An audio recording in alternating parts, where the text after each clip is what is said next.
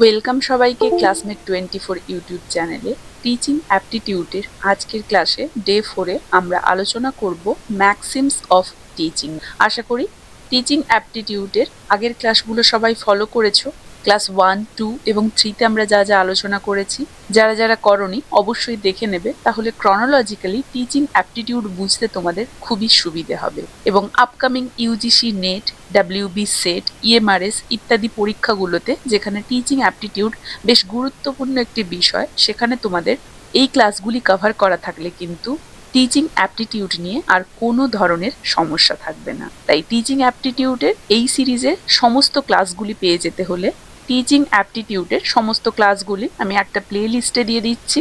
যারা যারা এই চ্যানেলে নতুন এই সমস্ত ক্লাসগুলি পেয়ে যেতে হলে অবশ্যই চ্যানেলটা সাবস্ক্রাইব করে নেবে এবং চ্যানেলটা ফলো করে বেল আইকনটা অবশ্যই প্রেস করে দেবে।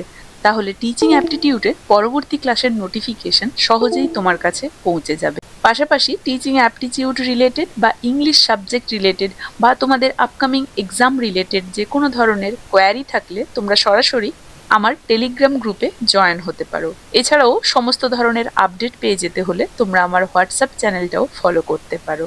টেলিগ্রাম গ্রুপের লিঙ্ক এবং হোয়াটসঅ্যাপ চ্যানেলের লিঙ্ক এই ভিডিওর ডেসক্রিপশন বক্সে উল্লেখ করা থাকছে। এবং ইউজিসি নেট ও ডাব্লিউবি সেটের অ্যাসপিরেন্টসরা ইংলিশে ইউজিসি নেট ও ডাব্লিউবি সেটের জন্য যারা যারা প্রিপেয়ার হচ্ছ, তোমরা আমাদের পেইড মেম্বারশিপ কোর্সও পারচেস করতে পারো, যেখানে মান্থলি একটা স্বল্প মূল্যে তোমরা ইংলিশের মানে পেপার 2-তে ইংলিশের ওপরে সমস্ত গুরুত্বপূর্ণ ক্লাসেস পেয়ে যাচ্ছ, সঙ্গে এমসিকিউ সহ প্র্যাকটিস সেটও থাকছে। তাই যারা যারা এই নেট এবং সেটে বসতে চলেছো, তারা ইউটিউবের এই ক্লাসগুলির পাশাপাশি আমাদের পেইড মেম্বারশিপ কোর্সটাও পারচেস করতে পারো। মেম্বারশিপ গ্রুপের লিঙ্ক এই ভিডিওর ডেসক্রিপশন বক্সে উল্লেখ করা থাকছে।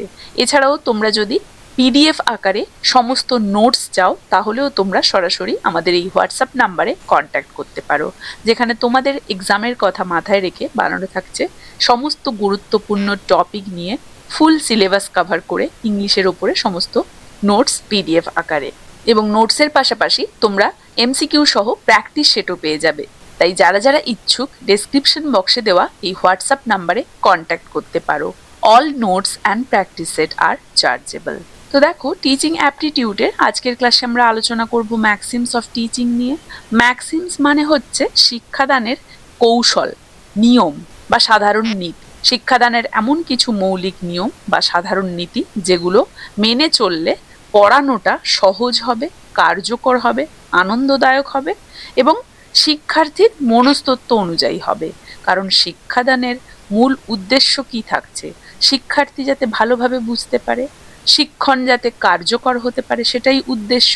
তাহলে সেটা সফল করতে হলে আমাদেরকে কিছু নিয়ম বা নীতি মেনে চলতে হবে। সেগুলোই হচ্ছে ম্যাক্সিমস অফ টিচিং। এর আগের ক্লাসে আমরা phases of teaching, levels of teaching ইত্যাদি নিয়ে আলোচনা করেছি। আজকের ক্লাসে আমরা এই ম্যাক্সিমস অফ টিচিং নিয়ে আলোচনা করব। তো শিক্ষাদানের এই মৌলিক নিয়ম বা এই সাধারণ নীতিগুলি কয়েকটি পর্যায়ে বিভক্ত। আমরা একটা একটা করে প্রত্যেকটি নিয়ম বা নীতি নিয়ে আলোচনা করব। যদিও শিক্ষাদানের এই নীতি বা নিয়ম সম্পর্কিত বিষয়ে বিভিন্ন বৈজ্ঞানিক বা বিভিন্ন এডুকেটর তাদের মতবাদ প্রদর্শন করেছেন, তবে জোহান ফ্রেডরিক হার্বার্টকে আমরা প্রধানত এই ম্যাক্সিমস অফ টিচিং ইন্ট্রোডিউস করার বা পপুলারাইজ করার জন্য ক্রেডিট দিয়ে থাকি। পাশাপাশি জন স্পেন্সার, জন মিল্টন গ্রেগরি এবং ফ্রেডরিক ফ্রোয়েবেলও ম্যাক্সিমস অফ টিচিং এর কন্ট্রিবিউটর হিসেবেও পরিচিত। তো দেখো, এই ম্যাক্সিমস অফ টিচিং বা এই যে শিক্ষাদানের মৌলিক নিয়ম, এর সবার প্রথমেই কি আসছে? কোন কোন নিয়ম মেনে চললে শিক্ষাদান কার্যকরী হয়ে উঠবে? এই সমস্ত নিয়মের সবার প্রথমেই থাকছে ফ্রম নোন টু আন, পরিচিত থেকে অপরিচিত। দেখো, শিক্ষার্থীরা যা জানে সেখান থেকেই আমাদেরকে শুরু করতে হবে, কারণ তবেই আমরা তাদেরকে সুন্দরভাবে বোঝাতে পারবো তার পরের পর্যায়গুলো। তাহলে শিক্ষার্থীর যা জানা আছে সেখান থেকে শুরু করে ধীরে ধীরে তার যা জানা নেই সেগুলো আমাদেরকে তার মধ্যে ইনপুট করতে হবে। ধরো, যদি যোগ বিয়োগ জানা থাকে, আগে আমরা সেই যোগ বিয়োগটা তাকে ভালোভাবে জানতে চাইবো, তার নলেজ টেস্ট করব দুটো এক্সাম্পল দিয়ে আরো। তারপরে আমরা যোগ বিয়োগ থেকে ধীরে ধীরে তার গুণ ভাগ জানা নেই, যোগ বিয়োগ থেকে গুণ ভাগ কিভাবে শেখা যায় সেইভাবে আমরা এগোবো। তাহলে এই কনসেপ্টটাকে বলা হচ্ছে নোন টু আননোন। এভাবে করলে শিক্ষার্থীর মধ্যে সেই শিক্ষণটা কিন্তু কার্যকরী হবে, কারণ সে যেটা জানে আগে আমরা সেটা দিয়ে শুরু করলাম, সেইটা দিয়ে শুরু করে সে যেটা জানে না সেটা আমরা তাকে স্টেপ বাই স্টেপ শেখালাম। বোঝা গেছে? নেক্সট, দ্বিতীয়ত যে ম্যাক্সিম আমরা দেখব সেটা হচ্ছে ফ্রম সিম্পল টু কমপ্লেক্স, সহজ থেকে জটিল। প্রথমে সহজ ধারণা দিতে হবে শিক্ষার্থীদেরকে, তারপরে সেই সহজ ধারণার পরে আমরা জটিল ধারণা দেব, কারণ সহজ বাক্য আগে শেখাবো, তারপরে আমরা যৌগিক বাক্য শেখাবো এবং তারপরে জটিল। আমরা সহজ শেখানোর পরেই হঠাৎ করে জটিল দিতে পারি না, তাই তো? তার মানে আমরা হঠাৎ করেই কোনো কিছু জটিল শিক্ষার্থীদেরকে শেখাতে পারবো না। আমাদের শিক্ষণ প্রক্রিয়াটা হবে সহজ থেকে জটিল। প্রথমে আমরা যেগুলো খুবই ইজি সেগুলো ইন্ট্রোডিউস করাবো, দেন আমরা কমপ্লেক্সগুলো তাদের কাছে ইন্ট্রোডিউস করাবো। তবেই কিন্তু শিক্ষণ কার্যকরী হবে, ইফেক্টিভ হবে, কারণ আমাদের উদ্দেশ্য হচ্ছে এফেক্টিভ টিচিং। তার জন্যই আমরা এই নীতিগুলো বা নিয়মগুলো ফলো করছি। তৃতীয়ত, ফ্রম কংক্রিট টু অ্যাবস্ট্রাক্ট, মানে বাস্তব থেকে বিমূর্ত। কংক্রিট মানে যেটা বাস্তব বা দৃশ্যমান, আর অ্যাবস্ট্রাক্ট যেটা বিমূর্ত। প্রথমে আমাদেরকে শিক্ষার্থীদের বাস্তব জিনিস দেখাতে হবে এবং সেই জিনিসগুলো দেখিয়ে শেখাতে হবে, পরে সেটা থেকে চিন্তা ভাবনার লেভেলে আমাদেরকে নিয়ে যেতে হবে বিষয়টা, মানে পরে চিন্তা ভিত্তিক বা ওই যে তাত্ত্বিক ধারণাটা সেটা শেখাতে হবে।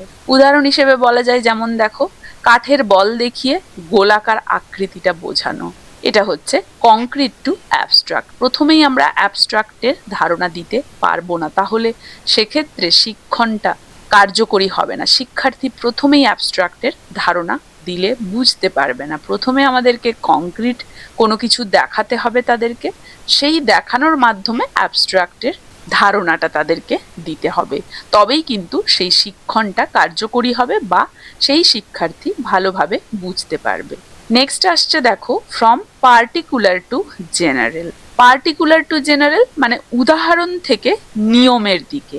প্রথমে উদাহরণ দেব, তারপরে সেটা থেকে আমরা নিয়ম বের করে দেখাবো। তাহলে উদাহরণ থেকে নিয়মে মানে কি? Specific to general. Specific to general আমরা কোন মেথডে শিখি? ইন্ডাকটিভ মেথডে, তাই তো? ইন্ডাকটিভ মেথডে আমরা স্পেসিফিক অবজারভেশন রাখি, তারপরে একটা ব্রডার সেন্সে সেটাকে জেনারেলাইজ করি। তাহলে এক্ষেত্রে পার্টিকুলার টু জেনারেল মানে সেটাই দাঁড়াচ্ছে, প্রথমে আমরা কোনো কিছুর উদাহরণ দেব এবং সেই উদাহরণ থেকে আমরা কি শিখলাম সেই তথ্যটার একটা সরলীকরণ করব।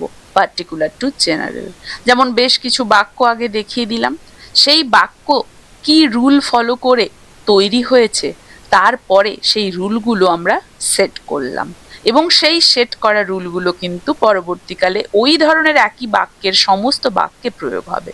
সাবজেক্ট ভার্ব এগ্রিমেন্টের যেমন, প্রথমে আমরা কয়েকটা উদাহরণ দিয়ে কয়েকটা বাক্য দেখালাম, তারপরে সেটা থেকে আমরা একটা রুল গঠন করলাম, নিয়ম, এবং এইভাবে আমরা সাবজেক্ট ভার্ব এগ্রিমেন্টটাকে ভালোভাবে শিক্ষার্থীদেরকে বোঝাতে পারলাম।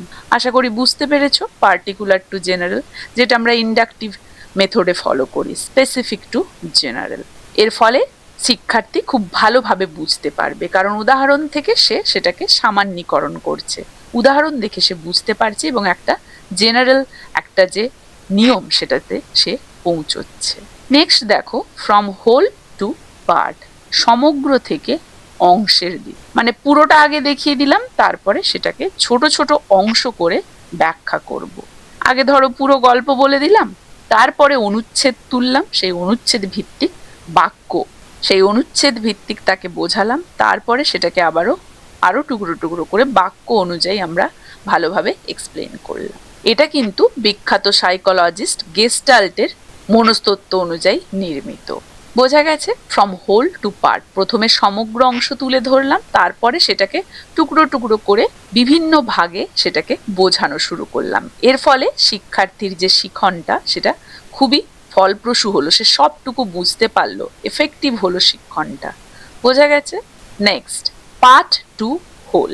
তাহলে প্রথমে তো হোল টু পার্ট, এবারে আমরা দেখতে পাচ্ছি পার্ট টু হোল, মানে এক্ষেত্রে আমরা অংশ থেকে সমগ্রের দিকে যাব। ঠিক যেমন অ্যানালাইসিস এবং সিনথেসিস হতো। অ্যানালাইসিস কি? একটা সমগ্র জিনিসকে আমরা ভেঙে টুকরো টুকরো করে সেটাকে অবজার্ভ করতাম, অ্যানালাইসিস করতাম, দিয়ে একটা ডিসিশনে পৌঁছতাম।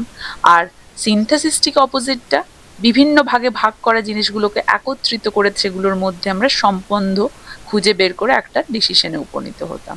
তো এভাবেই পার্ট টু হোল বা হোল টু পার্টটাও থাকছে। তাহলে পার্ট টু হোল হচ্ছে অংশ থেকে সমগ্র, মানে ছোট অংশ থেকে পুরো ধারণা গঠন হবে। এক্ষেত্রে প্রথমে অক্ষর শিখবে শিক্ষার্থী, তারপরে শব্দ, সেই অক্ষরগুলো দিয়ে শব্দ বানাবে এবং সেই শব্দ দিয়ে বাক্য বানাবে, বাক্য দিয়ে প্যারাগ্রাফ বানাবে, প্যারাগ্রাফ দিয়ে সে পূর্ণ কোনো গদ্য রচনা করবে, কোনো গল্প রচনা করবে, কোনো উপন্যাস রচনা করবে, ইত্যাদি ইত্যাদি। তাহলে এক্ষেত্রে আমরা কি দেখতে পাচ্ছি, পার্ট থেকে হোলের দিকে এগোচ্ছে, তাই তো, পার্ট টু হোল। তাহলে এভাবে অবশ্যই শিক্ষণ প্রক্রিয়াটা চালানো উচিত, তবেই কিন্তু কার্যকরী হবে বা শিক্ষার্থীর পক্ষেও সেই শিখন কিন্তু খুবই লাভজনক, সে আর কিন্তু বুঝতে ভুল করবে না। বোঝা গেছে? Next, from empirical to rational. Empirical অভিজ্ঞতা, আর র্যাশনাল যুক্তি। তাহলে অভিজ্ঞতা থেকে যুক্তির দিকে, মানে প্রথমে বাস্তব অভিজ্ঞতা তুলে ধরতে হবে, পরে তার পেছনে যুক্তি বা ব্যাখ্যা কি রয়েছে সেটা তুলে ধরতে হবে, এইভাবে শেখাতে হবে। এটাকেই বলা হচ্ছে অভিজ্ঞতা থেকে যুক্তি। যেমন ধরো উদাহরণ দিয়ে যদি বলি তাহলে বেটার বুঝতে পারবে। যেমন একটা আপেল দেখানো হলো বা ছুঁয়ে দেখানো হলো আপেলটাকে, তারপরে সেই অভিজ্ঞতা থেকে সাধারণ কোনো নিয়ম বা বিমূর্ত ধারণা শেখানো হলো, যেমন ফল বা মাধ্যাকর্ষণ শক্তির নীতি, যা কিনা শিক্ষার্থীর ওই পর্যবেক্ষণকে তার একটা যৌক্তিক সমাধানে নিয়ে যাবে। কারণ একটা ক্লাসে টিচার কয়েকটা আলাদা ফল দেখালো, দেখিয়ে সেগুলোকে শিক্ষার্থীদেরকে স্পর্শ করতে দিল, এরপরে তিনি জিজ্ঞেস করলেন যে এগুলো তোমরা কি দেখছো, এদের রং এবং আকার বলো। এরপরে তিনি তাদের অভিজ্ঞতার ভিত্তিতে এটাও বলতে পারেন যে এই যে বিভিন্ন ধরনের জিনিস আমরা দেখলাম, যাদের নির্দিষ্ট আকার রয়েছে, রং রয়েছে, স্বাদ রয়েছে, এরা সবাই কিন্তু ফল, তাই তো, আমরা এদেরকে ফল নামে চিনি। এরপর তিনি আবার আপেলের নিচে পড়ার উদাহরণ দিয়ে সেই মাধ্যাকর্ষণ শক্তির কারণ ব্যাখ্যা করতে গেলেন। তাহলে কি হলো, অভিজ্ঞতা প্রথমে জন্মালো, ফল দেখলো, স্পর্শ করলো, তারপরে সেই রিলেটেড কোনো কিছু তিনি যুক্তি দিয়ে দেখাচ্ছেন, যে বিমূর্ত ধারণাটা তিনি প্রেজেন্ট করছেন। তাহলে শিক্ষণের এই যে নীতিটা, এই যে শেখার এই যে নীতিটা, এই প্রক্রিয়াটা শুরু হওয়া উচিত কিভাবে, পরিচিত বা বাস্তব বা ইন্দ্রিয়গ্রাহ্য জিনিস থেকে, যেটা শিক্ষার্থীরা সরাসরি দেখে বা অনুভব করে ধীরে ধীরে সেই অভিজ্ঞতা থেকে তাদের সেই অ্যাবস্ট্রাক্ট যে ধারণা বা কনসেপ্ট এবং সাধারণ নিয়মের দিকে তাদেরকে চালনা করবে। প্রথমে দেখলো, তারপরে অ্যাবস্ট্রাক্ট কনসেপ্টটা তাদের মধ্যে গড়ে উঠবে, যেটা তাদের সেই থিঙ্কিংকে আরো উন্নত করবে। ফলে শিক্ষার্থীদের আগ্রহ বাড়বে এবং জটিল বিষয়গুলো তারা ভালোভাবে বুঝতে পারবে। লজিক্যালি বলা হয়েছে যুক্তি, তাই বলা হয়েছে এম্পিরিক্যাল টু র্যাশনাল। আশা করি বুঝতে পেরেছো। নেক্সট দেখো, from induction to deduction. Induction to deduction, induction মানে উদাহরণ, আর ডিডাকশন নিয়ম, আবার ডিডাকশন মানে ধরো নিয়ম টু উদাহরণ। তাহলে ইন্ডাকশন ওয়েতে আমরা প্রথমে কি দেখছি, ইন্ডাকটিভ মেথডে স্পেসিফিক মানে কোনো এক্সাম্পল তুলে ধরছি, দিয়ে সেই এক্সাম্পল থেকে আমরা একটা রুলে উপনীত হচ্ছি। ডিডাকটিভ ওয়েতে ঠিক এর উল্টোটা, প্রথমেই রুলটা তুলে ধরছি, সেই রুল অনুযায়ী আমরা উদাহরণ দিচ্ছি, দিয়ে ব্যাখ্যা করছি। বোঝা গেছে? এই দুই পদ্ধতিতেই কিন্তু শিক্ষণের কার্যকারিতা রয়েছে। এই দুটো পদ্ধতি কিন্তু খুবই এফেক্টিভ স্টুডেন্টদের ক্ষেত্রে। স্টুডেন্টস অবজার্ভ মেনি ট্রায়াঙ্গেলস, তারপরে তারা কি কনক্লুশনে পৌঁছচ্ছে, sum of angles equal to 180 degree. Deductive ওয়েতে কি হচ্ছে, টিচার প্রথমে রুল দিলেন, তারপরে বললেন অ্যাপ্লাইজ টু এক্সাম্পলস, বা তারপরে তিনি এক্সাম্পল দেখালেন। আশা করি ইন্ডাকটিভ ওয়ে এবং ডিডাকটিভ ওয়ে বা মেথড বুঝতে পেরেছো। ইন্ডাকটিভ মানে specific to general, specific to general মানে এক্সাম্পল প্রথমে দেওয়া হবে নির্দিষ্ট কিছুর, সেটা থেকে একটা রুল আনবো। আর ডিডাকটিভ ঠিকের উল্টোটা, কারণ ডিডাকটিভে প্রথমেই আমরা রুল দিয়ে দেব, তারপরে সেই রুল অনুযায়ী আমরা এক্সাম্পল দেব, মানে জেনারেল টু স্পেসিফিক। এবং এই যে দুটো ওয়ে, এটা কিন্তু টিচিং এর ক্ষেত্রে খুবই কার্যকর। এর ফলে স্টুডেন্টরা খুব ভালোভাবে বুঝতে পারে। নেক্সট দেখো, from analysis to synthesis. Analysis মানে কি? Breaking a concept into parts, কোনো ধারণাকে ছোট ছোট ভাগে ভাগ করে নিলাম। আর সিনথেসিস হচ্ছে সেই পার্টগুলোকে কম্বাইন করে নিলাম, দিয়ে একটা হোল বা সমগ্র তৈরি করলাম। বোঝা গেছে? তাহলে বিশ্লেষণ এবং সংশ্লেষণ কি বোঝা গেল? তাহলে বিষয়কে ভেঙে ব্যাখ্যা করা হচ্ছে বিশ্লেষণ, পরে সব অংশ মিলিয়ে আবার সমগ্র ধারণাটা যে গঠন করলাম সেটাই হচ্ছে সিনথেসিস। তাহলে এটাও টিচিং এর ক্ষেত্রে খুবই কার্যকরী। এফেক্টিভ টিচিং এর জন্য আমাদেরকে কিন্তু সিনথেসিস মানে অ্যানালাইসিস টু সিনথেসিস ওয়েতে পড়াতে হবে, তাহলে কিন্তু সেটা খুবই ইফেক্টিভ হবে। নেক্সট দেখো, ফ্রম সাইকোলজিক্যাল টু লজিক্যাল, শিক্ষার্থীর মনস্তত্ত্ব আর লজিক্যাল বিষয়ের যৌক্তিক ক্রম, মানে শিক্ষার্থীর আগ্রহ অনুযায়ী প্রথমে শুরু করতে হবে, পরে বিষয়ের যৌক্তিক ক্রমের দিকে এগিয়ে যেতে হবে। ধরো উদাহরণ হিসেবে বলি, প্রথমে তাদেরকে আমরা ছাড়লাম তাদের নিজেদের মধ্যে কথোপকথন করতে, সেই কথোপকথন থেকে আমরা কোনো সেন্টেন্স তুলে ধরে সেটাকে গ্রামার রুলে অ্যাপ্লাই করলাম। সেক্ষেত্রে আমরা সেটাকে যুক্তি দিয়ে বোঝাচ্ছি কিভাবে ওটা ঠিক হচ্ছে, কি ওয়েতে ওটা ঠিক হবে, কোনটা ভুল রয়েছে। তাহলে এইভাবেই সাইকোলজিক্যাল টু লজিক্যাল এই ওয়েতে যদি আমরা তাদেরকে পড়াই তাহলে সেটা খুবই এফেক্টিভ হবে। নেক্সট আসছে ফ্রম অ্যাকচুয়াল টু রিপ্রেজেন্টেটিভ, বাস্তব থেকে মডেল ছবি বা ডায়াগ্রামের পড়ানো, মানে সবার প্রথমে আমরা কোনো রিয়েল লাইফ জিনিস তাদেরকে তুলে ধরে দেখালাম, সেটাকে তার পরবর্তীতে তারা কপি করে ছবি, মডেল, ডায়াগ্রাম বানালো। এভাবে কিন্তু টিচিং করলে সেটা খুবই এফেক্টিভ হবে। যেমন ধরো বাস্তবে আমরা তাদেরকে পাতা শো করলাম কেমন দেখতে, ফর এক্সাম্পল বলছি, দেন তাদেরকে বললাম এটার একটা স্ট্রাকচার বা এটা একটা ছবি আঁকতে বা ডায়াগ্রাম করতে, তাহলে সেটা বেশি এফেক্টিভ হবে। কারণ তারা যদি আগে থেকে বাস্তব জিনিসটা না দেখে সেক্ষেত্রে হয়তো তারা যেটা ড্র করবে বা ডায়াগ্রামটা বানাবে সেক্ষেত্রে একটু আধটু ভুল থাকলেও থাকতে পারে, কিন্তু তাদেরকে যদি প্রথমেই আমরা অ্যাকচুয়াল জিনিসটা শো করি তাহলে পরবর্তীতে তারা যেটা করবে সেটাতে আর ভুল হওয়ার সম্ভাবনা থাকবে না, তাহলে এফেক্টিভ হচ্ছে এতে। So actual to representative. Next আসছে ফর্ম ডেফিনিট টু ইনডেফিনিট, মানে স্পষ্ট থেকে অস্পষ্ট, মানে আগে সুস্পষ্ট ধারণা আমাদেরকে স্টুডেন্টদের দিতে হবে, তবেই আমরা কিন্তু বিমূর্ত বা অনির্দিষ্ট ধারণা তাদেরকে দিতে পারি। প্রথমেই আমরা কোনো কিছু অ্যাম্বিগুয়াস যদি তাদের সামনে তুলে ধরি তারা তো বুঝতেই পারবে না, অ্যাম্বিগুয়াস ভগ অস্পষ্ট। তাহলে প্রথমে আমাদেরকে স্পষ্ট ধারণা তাদেরকে দিতে হবে, ক্লিয়ার একটা কনসেপ্ট তাদেরকে দিতে হবে, তারপরেই আমরা ধীরে ধীরে স্টেপ বাই স্টেপ তার মাধ্যমে কিন্তু সেই অ্যাবস্ট্রাক্ট জিনিসটা তাদেরকে বোঝাতে পারবো। ঠিক যেমন কংক্রিট টু অ্যাবস্ট্রাক্ট, ঠিক সেই রকমই এটাও সেই ধরনেরই কংক্রিট টু অ্যাবস্ট্রাক্টের সাথেই মনে রাখার চেষ্টা করবে। আর কি থাকছে, from concrete experience to abstract, তাহলে কংক্রিট এক্সপেরিয়েন্স এটা আমরা আগেই আলোচনা করেছিলাম, কংক্রিট টু অ্যাবস্ট্রাক্টের জায়গায় এখানে শুধু এক্সপেরিয়েন্স এবং থিঙ্কিংটা অ্যাড করা, বাট সেমই, যে আগে আমাদেরকে কংক্রিট এক্সপেরিয়েন্স মানে মূর্ত বা বাস্তবে যেটা ঘটেছে সেরকম অভিজ্ঞতা তুলে ধরতে হবে, তারপরে সেটা থেকে আমাদেরকে তাদেরকে বিমূর্ত চিন্তনের ধারণা দিতে হবে, তবেই তারা যেটা স্পষ্ট নয়, যেটা বিমূর্ত, সেটা সম্পর্কে জ্ঞান লাভ করতে পারবে।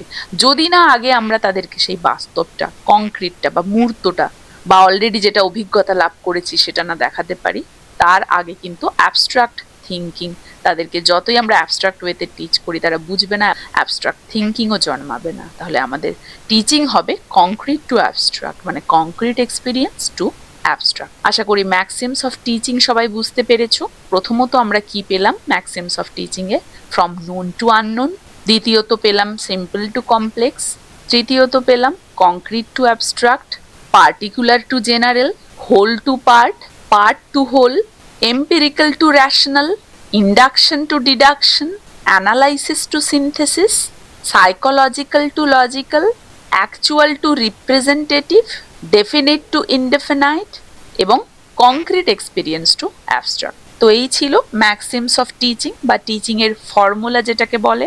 আশা করি এই ক্লাসে ম্যাক্সিমস অফ টিচিং নিয়ে যা যা আলোচনা করলাম সবাই বুঝতে পেরেছো, কারো কোথাও অসুবিধে নেই। এই ক্লাসটা তাহলে এখানেই শেষ করছি, দেখা হচ্ছে টিচিং অ্যাপটিটিউডের এর পরবর্তী ক্লাসে, টিচিং অ্যাপটিটিউড থেকে আরও একটি গুরুত্বপূর্ণ সেকশন। ভিডিওটা ভালো লাগলে একটা লাইক এবং একটা শেয়ার করে দিও, আর যারা যারা চ্যানেলে নতুন কাইন্ডলি চ্যানেলটা সাবস্ক্রাইব করে দিও।